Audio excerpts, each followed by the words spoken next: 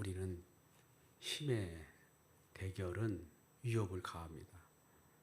우리에게도 두려움이 오는 것은 힘으로 우리를 밀어붙이는 세력이 있기 때문입니다. 사단은 힘을 과시합니다. 그러나 우리 주님께서는 힘을 꺾어버렸고 약속이라고 하는 말씀으로 물리쳤습니다. 우리는 힘 대 힘의 대결이 아닙니다. 우리가 주변의 많은 사람들에게 어떤 악유가 발생하고 갈등이 생길 때 우리가 어떻게 대해야 되는가? 우리는 그 속에서 욱하는 마음이 들죠. 그 상황 속에 놓여 바라는 것이죠. 화를 안 낼 수가 없고 그 상황에 우리가 처하면은 그걸 견딜 수 없고 참을 수 없다라고 하는 것이란 거예요. 그러나 그 속에 있을지라도 어떤 상황 속에 있을지라도 힘의 대결은 무의미합니다. 우리에게 결과적으로 종을 가져다 준 것이 아니라 물론 분을내서 승리했다고 할지라도 그 상황이 종료되고 나면 싸한 그런 느낌이 들 거예요. 그래서 이런 우리 분쟁이 일어날 때도 우리는 그 마음 가운데 주님의 약속을 바라보고 주님께서 조치해 줄 걸 믿고 그들을 또 용서할 수도 있어야 돼요. 왜 그러냐면 우리는 더 큰 용서를 받았거든요. 이 용서라는 것은 이건 엄청난 겁니다. 죄악으로 말미암아 지옥에 가는 자를 건지셨거든요. 그보다 큰 은혜나 그보다 큰 값진 것이 어디겠습니까? 그것을 우리는 받아 누림으로 말미암아 이것을 누리지 못하는 주변 사람들 보면서 오히려 그들을 위하여 기도해야 됩니다. 예수님께서도 죽으실 때 그런 말씀하시죠. 저들을 위하여 기도하라고 합니다. 저들이 무슨 하나님의 뜻을 알지 못하기 때문에 이와 같이 나를 찌르고 나를 죽였다는 겁니다. 스데반 집사님도 마찬가지예요. 죽으면서 복음을 증언할 때 많은 사람이 돌로 칠 때 그 죽는 기쁨이 있는 거예요. 주님을 바라보면서 주님 저는 용서받아서 이와 같이 주님 앞으로 가지만은 저들은 좀 생각해 주세요. 저들이 스스로 이 상황을 알지 못하기 때문에 이 짓을 벌이고 있으니 저들도 용서하십시오. 이런 거예요. 그런 마음이 있다면 우리들도 작은 분쟁이든 큰 분쟁이든 그런 상황 속에 모일 때 우리가 먼저 용서할 수 있는 은혜가 있기를 바랍니다. 그래요. 승리했다고 해도 그거는 승리가 아니에요. 나중에 또 큰 분쟁을 일으키기 때문에 먼저 모든 것들을 용서하는 그런 마음이 있어야 됩니다. 오늘 지금 북방에서 쳐들어오는 그 바벨론과 아수르에 대한 내용들을 예레미야서 모든 주제는 저 북방으로부터 이스라엘이 멸망당한다는 거예요. 이스라엘 백성들이여 멸망당합니다. 이렇게 전하는 거예요. 우리가 지금 이 한국 사회에 우리가 살아가고 있는 대한민국 멸망당합니다. 이렇게 말씀을 전했다고 봅시다. 그러면 그렇게 말하는 예레미야를 가만둘까요? 그렇게 말하는 오늘날 목회자를 가만둘까요? 뭔 소리를 하냐고. 우리가 지금 뭔가 하나님 뜻도 우리 나름대로 신앙을 가지고 있는데 멸망당한다는 말이 뭐냐 이런 것이죠. 그런데 이 세상은 멸망당하게 되어 있어요. 예레미야 때만 멸망당한 것이 아니라 이미 이 종말이라고 하는 것을 향하여 달려가는 끝을 알아야 돼요. 이것이 전부인 것처럼 이 세상에 죽고 나서 그 또 길게 생명을 잇대어 살아가는 것이 아니에요. 이 세상과는 전혀 다른 세계를 주님께서 재창조합니다. 재창조했다고 볼 수도 있고 새 창조한 거예요. 이 땅도 창조했어요. 그죠? 우리가 이리저리 뛰어다니고 오늘날 뭐 월드컵이라고 하는 거 그런 것을 통해서 모두가 그렇게 몰입을 해요. 왜 그럴까요? 그들이 그거 승리하면 뭘까요? 승리해서 뭘까요? 승리하기까지의 그 기쁨들을 누리려고 해요. 어디서 기쁨을 찾아요? 그런 것에서. 또 그런 스포츠가 없으면 세상에 또 자꾸 전쟁이 일어나요. 그러니까 그런 걸 통해서 힘의 결집을 그쪽에다 몰아붙이는 거예요. 근데 사실 그런 것을 보면서 기뻐할지라도 이게 형의 그 힘의 결집이구나. 힘의 결집이 중요한 것이 아니라 주님의 약속의 말씀. 약속 무슨 약속을 하셨을까? 주님께서 우리에게 주어진 것이 무엇일까? 주님께서 죽으신 목적은 그분이 우리를 살리기 위하여 또 우리의 모든 지나가는 행적이나 앞으로 올 행적들 모든 것을 주님께서 우리를 보호하시고 살리시기 위하여 주님은 어떤 죽음을 가져옵니까? 그냥 죽었다가 아니에요.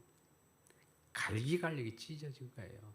조롱도 그런 조롱이 없어요. 채찍도 그렇게 맞을 수가 없어요. 이리저리 그렇게 어떤 우리가 버릴 물건들처럼 그렇게 이리저리 예수님을 흔들어 제끼고 그와 같이 대했던 겁니다. 그러니까 이 예레미야 시대에는 북방의 세력, 힘이라는 세력이에요. 힘이 엄청납니다. 그러면 이 나라에 침공하는 거예요. 그럼 왜 이렇게 침공합니까? 여호와 하나님은 힘이 없습니까? 우리가 믿는 여호와 하나님은 왜 그렇게 이런 걸 막아주지 않습니까? 우리 주님이 그 일을 하고 계신 거예요. 이스라엘 백성들을 우리 주님이 그와 같이 이방의 몽둥이를 들어서 지금 집행하는데 이스라엘 백성들은 모르는 거예요. 그러면 왜 그렇게 되느냐? 신명기 28장에 보면 우리가 잘 아는 말씀 28장 1절에서 14절까지 말씀은 너희가 말씀을 순종하면 하나님의 말씀을 귀를 기울이고 들으면 하나님의 말씀을 지키면 들어가다 나가도 복을 받고 떡반죽 그릇 성읍에서 복을 받고 이리저리 다니는 데가마다 복이 받아요. 그런데 하나님의 말씀을 어기면 어떤 일이 벌어지냐? 그것도 신명기 28장 15절부터 나오는데 68절까지 나옵니다. 맞는 길어요. 그건. 하나님의 말씀을 어기고 그것을 준행하지 아니하면 저주가 임하겠다는 거예요. 어떤 저주냐? 들어가도 나가도 저주. 성읍에서도 저주. 그 이스라엘 백성들이 살아가는 몇 대가 저주를 받는다는 거예요. 그러면은 그 말씀이 어떤 말씀인가? 이걸 우리가 봐야 되겠죠. 이미 이스라엘 백성이 처음에 하나님 언약을 줘요. 언약이라는 것은 하나님께서 언약을 준다는 것은 하나님과의 관계를 맺겠다는 거예요. 근데 처음에 모세가 그러한 말씀을 받고 이제 신명기 아니 출애굽기 24장 7절 말씀과 같이 일단 그 계약을 체결할 때 피로 계약합니다. 짐승을 잡아서 피로 양푼에 뿌려서 이쪽 저쪽을 다 뿌립니다. 그래서 이걸 준행할 것이냐 이스라엘 백성들이 물어요. 근데 이스라엘 백성들이 그 내용이 무엇인지도 모르고 우리가 준행하겠나이다 그래요. 우리가 지키겠나이다. 우리가 하겠나이다 이래요. 그래?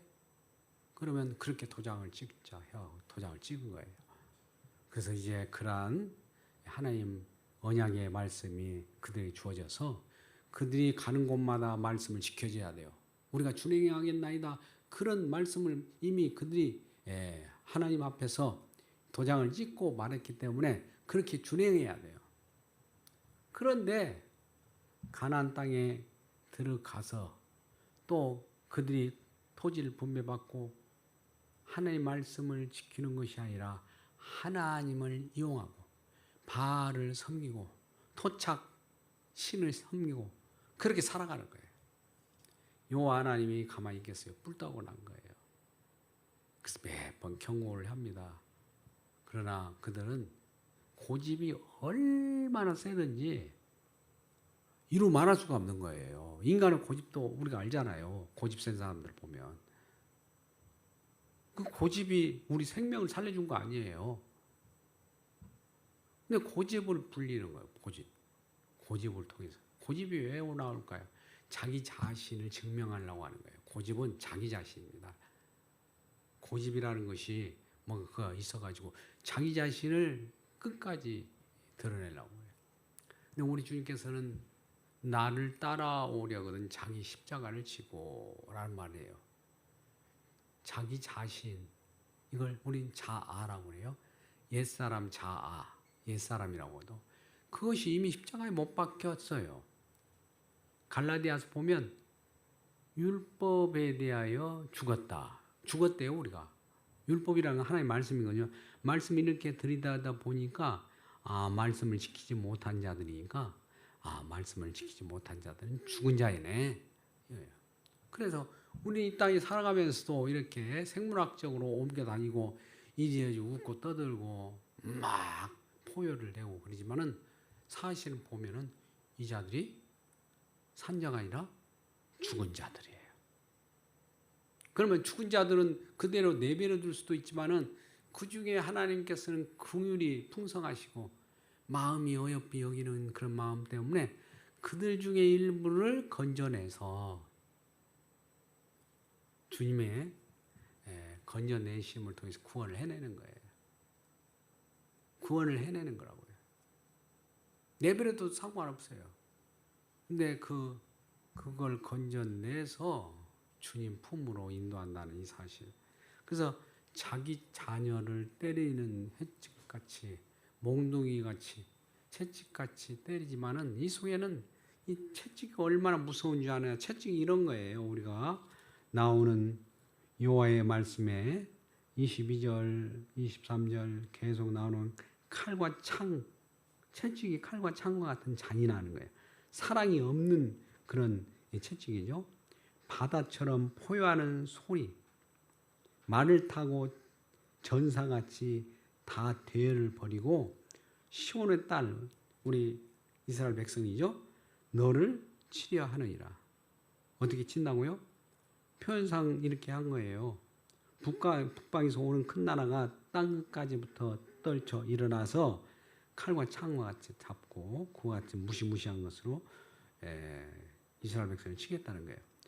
우리가 그 소문을 들었으므로 손이 약하여졌고 고통이 우리를 잡았으므로 그 아픔이 해산하는 여인 같도다. 북방에서 힘이 센 나라가 우리를 채찍으로 때리러 내려오는구나. 그 소리를 듣고는 손이 덜덜덜덜 떨리고 고통 속에 있고 해산하는 여인같이 그와 같은 사정 속에 있는 겁니다. 그래서 너희는 어디도 나가지 말라는 거예요. 나가봤자 더 두들겨 팰 테니까 그 안에서 죄를 구르든지 배를 두르고 회개하든지 통곡하든지 하라는 거예요. 그런데 그들이 또 그렇게 하는 채도 않고 또 이리저리 피해 다니는 것이 내가 이미 너를 내 백성 중에 망대와 요새로 삼아 그들을 길을 알고 살피게 하였느니라. 이렇게 말씀하면서 그들이 다 심히 반역한 자며 그들이 심히 반역한 자며 비방하며 돌아다니는 자며 그들은 놋과 철이며 다 사악한 자들이라. 풀무불을 맹렬히 불면 그 불에 남이 살라져서 단련하는 자의 일이 헛되게 되느니라. 풀무불에 풀무질을 하는데 납이 단련된대요. 단련됐는데도 그 일이 헛되게 된다는 거예요. 얼마나 풀무불을 그게 하는데도 불구하고 이 남이 살라져서 재련되는 것이 아니라 재련이 안 되는 것이에요. 푸른 도 소용없는 그런 일이 있는 거예요. 이와 같이 악한 자가 제거되지 아니하나니 사람들이 그들을 내버려 은이라 부르게 될 것은 내버린 은, 버린 은, 은이 우리가 가치가 있잖아요. 한때 금도 중요하지만 금괴를 우리가 가정에 쟁여놓은 분 계십니까? 그런 거 있으면 이 교회로 가지고 나와서 이 시대에 금을 팔아서 우리가 그것을 금값을 얼마나 고귀한가를 보여주시면 좋겠습니다. 근데 금이 아닌 은이에요. 그는 내버린 은이 은을 단련해 뭐야? 은은 나와야 되는데 은이 재련되지 않는 거예요. 그러니까 이스라엘 백성들은 은으로 표현되는데 고집이 너무나 세서 단련하려고 예수님이 우리 하나님이 그들을 백성으로 재련하려고 이웃 나라를 통해서 그 풀무불을 댕겨봅니다. 그러면은 그 속에서 회개하고 우리가 이렇게 우리 힘으로 안 됩니다. 우리는 주님 아니면 안 됩니다. 라는 것을 고백하고 주님의 품 안으로 들어야 되는데 도망 다니는 거예요. 다른 방안을 또 강구하고 다녀요. 그래서 그들이 내버린 은이라 얼마나 우리가 그들을 이렇게 모아도 쓸모없는 자들이에요. 내버린 은, 내버린 놋, 그런 자들이라 이스라엘 백성. 그러니까 이걸 단련할 수가 없는 거예요. 아무리 고집이 이렇게 고집이 센 이스라엘 백성들이 다 우리가 인간의 아담적 본성이 그와 같은 자들은 이미 죽은 거예요. 죽여야 되지 살려서 뭘 할 수가 없어요. 그러면 이러한 첫 아람의 본성 이스라엘 백성들인데 이들이 이미 죽었고 이제 우리에게 희망의 소식이 들려옵니다. 저 아수르라고 하는 바벨론이라고 하는 나라로부터 이 이스라엘 백성들이 단련되고 나고 나면 나중에 그로부터 살리는 영, 여러분 보세요. 살리는 영이 그들 속에 들어와서 그들을 살리겠다는 거예요. 그러니까 우리는 인생은 첫번에는 산영, 생령, 혹은 생물, 생존 이렇게 표현할 수 있어요. 첫 생에는 우리가 창조, 생명 그렇습니다. 우리 생명은 창조예요. 창조하는 것을 생물 혹은 생명 혹은 만들어진 생명. 첫 아담의 본성이 만들어진 생명이에요. 이미 선악과를 따먹기 전의 상태예요. 생명을 만들었어요. 아담을. 이 생명도 거역하지 않으면 말씀 속에 있으면 영원해요. 근데 생명은 그럼에도 불구하고 유혹을 받았어요. 생명은 만들어진 생명이에요. 그러므로 이걸 우리는 레피시 하야라는 말을 써요. 레피시 하야, 레피시. 근데 이 생명, 만들어진 생명보다 더 좋은 생명이 있어요. 이건 태어난 생명입니다.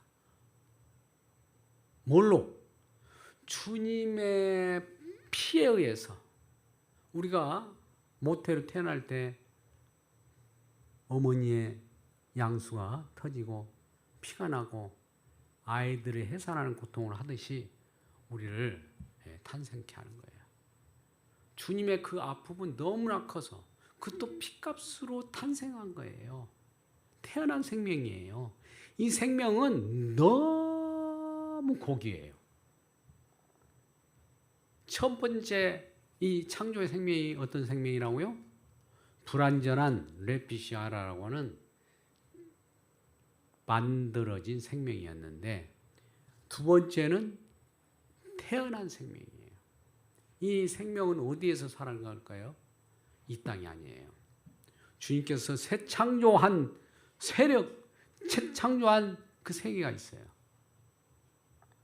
그것으로 우리가 옮겨진다고 할 수도 있고, 이 땅에 우리가 역사 똑딱똑딱 우리가 지나갑니다. 우리는 이걸 크로노스 세계라고 그래요. 아, 똑딱똑딱 과거가 있고 현재가 있고 미래가 있구나. 근데 이 세계를 틈새를 뚫고, 여러분 잘 들어보세요.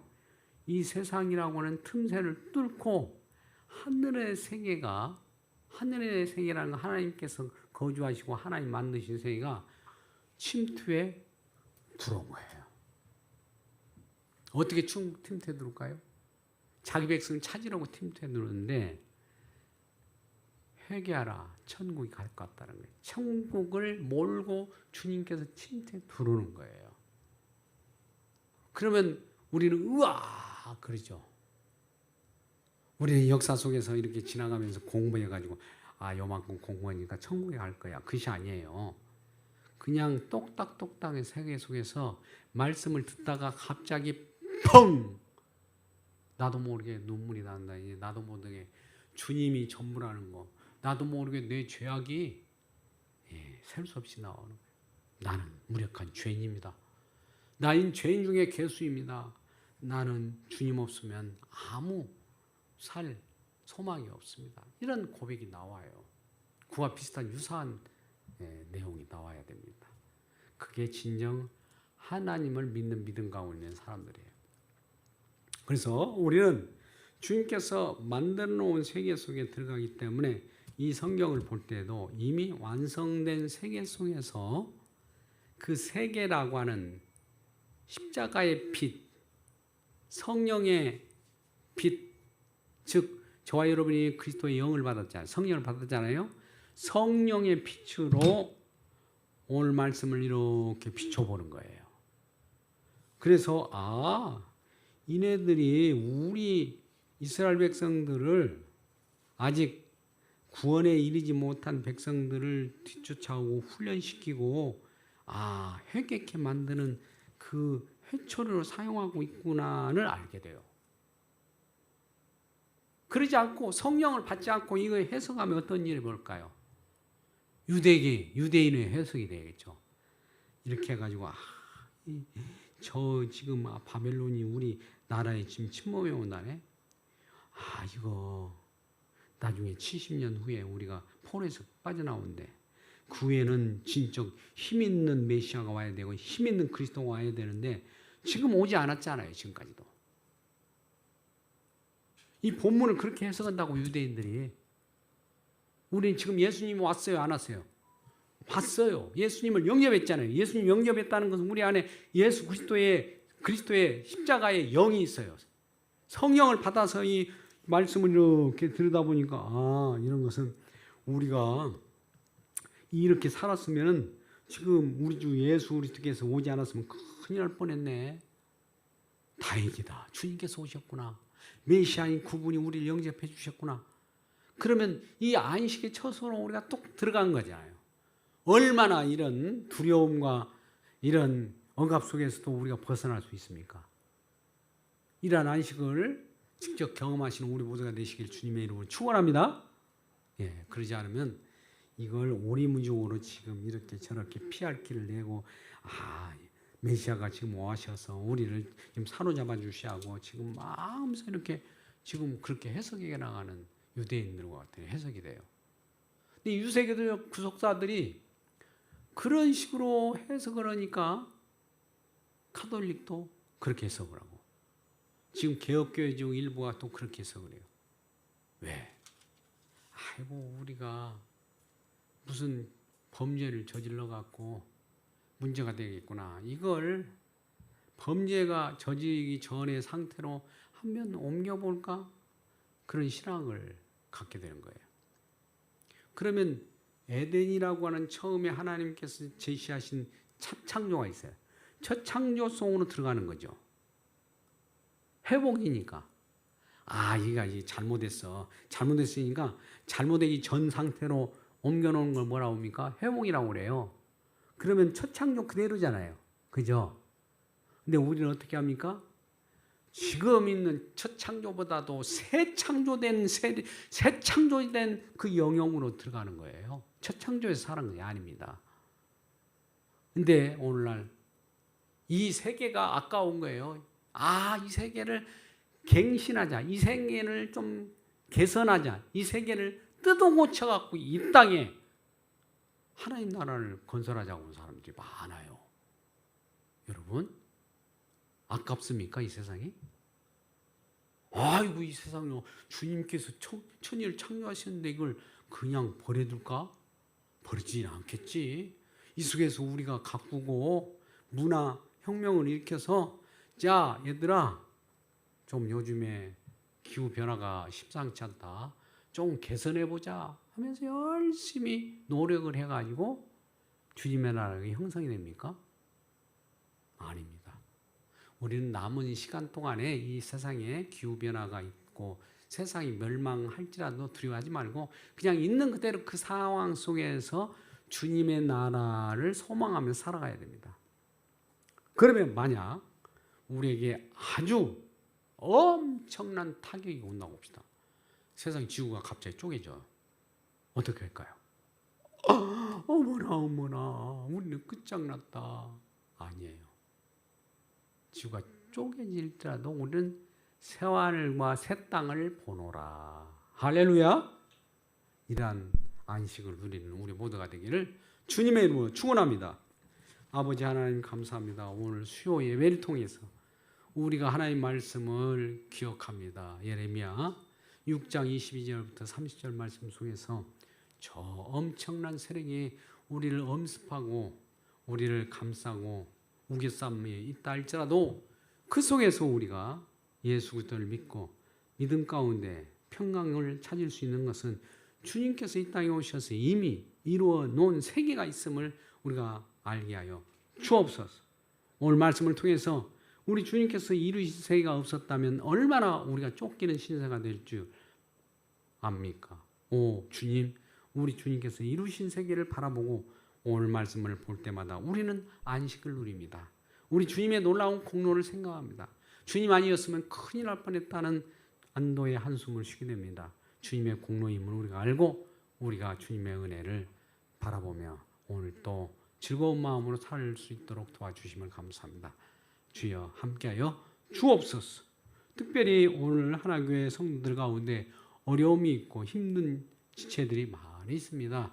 주님 붙잡아 주시고 그들의 머리끝부터 발끝까지 주의 보혈을 흐르게 하여 주시고 그들의 혈관마다 주님의 피가 흐르게 하사 새롭게 일으킴을 받게 하여 주옵소서. 예수님의 이름으로 기도드리옵나이다. 아멘.